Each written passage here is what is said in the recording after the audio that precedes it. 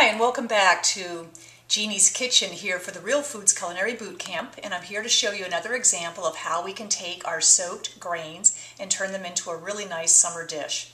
And today we're going to be focusing on quinoa, and last night we soaked this quinoa and it's actually already started sprouting, which gives me more evidence that this food is already starting to increase its enzyme content. So I'm going to take this, rinse it out, show you real quickly just what it looks like, and then I'm going to show you what it looks like after we've cooked it. So quinoa is a fantastic super grain. It was used by the Aztecs and the Incas, and they cultivated it in such a way that they were able to increase the protein content. So if you take a look at this, you can see that there's little tiny sprouts. There's already like little tails on that, which indicates that it's already sprouted.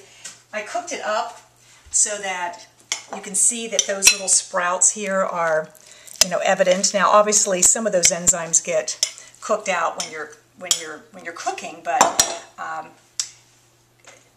quinoa would make a great sprout, and you could certainly continue to sprout this a little longer, and I'll teach you more about sprouting in another edition. But for today, I've already cooked the quinoa after it's been soaked. You again typically would use 2 cups of water to 1 cup of grain, but in this case you can really cut it back to just 1 cup of water for 1 cup of grain, just simply because it's already expanded so much. So you'll find that you'll need a lot less water, and the cooking time will be even a little bit less. It may take you, literally 6 minutes, 7 minutes maybe, as opposed to 10 or 12. So it's a very quick cooking grain and wonderful for any of you that are trying to move towards a gluten-free diet. Now what I did here is I have a couple of additions, and I'm always looking at what we can do to add more color.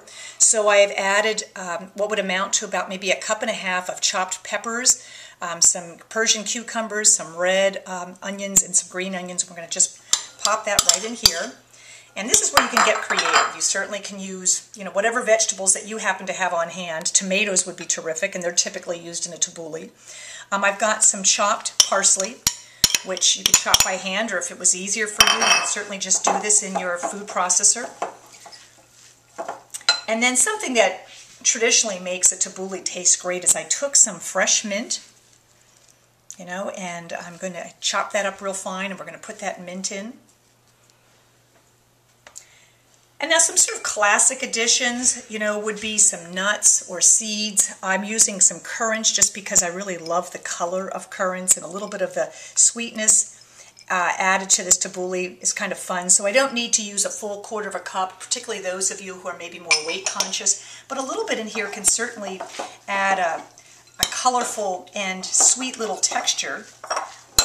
And then I happen to have some pumpkin seeds on, which I have soaked and toasted, which I'll teach you in another edition, but I'm going to put those in just simply because it's adding some more protein and some more healthy fats. This could just as well be toasted walnuts. And then finally I've got my vinaigrette, Jeannie's vinaigrette, which I'm going to just shake up and use what would be amount to 2 tablespoons here, maybe 3, depending on how well you like your taboulli dressed. But this is plenty for people, and this would be enough for a woman. If you wanted to have like a cup of this, you'd be getting 1/2 cup of grain and 1 cup of vegetable. Would be about 100, maybe 125 calories, depending on how many additions you have. And really, this could be the basis for a fabulous side salad. If you were having it with, like, let's say, a nice piece of meat, fish, or poultry. You could also make this a quick lunch if you had some leftover protein, such as tempeh or tofu, or adding some chicken or some salmon right into this. Make a really great lunch, something that would probably hold you quite well.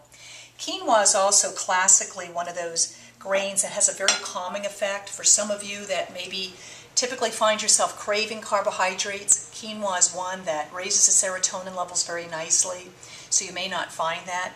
So here is our beautiful quinoa salad, and I honestly make this different throughout the season. So depending on whatever are the vegetables that are most noteworthy for the season, this is a basic in my diet. Love the color and love the beautiful textures that come together. So I hope I can inspire you to start adding a little bit more quinoa into your diet, but make sure you soak the grains beforehand. I'll be looking forward to seeing you in another edition.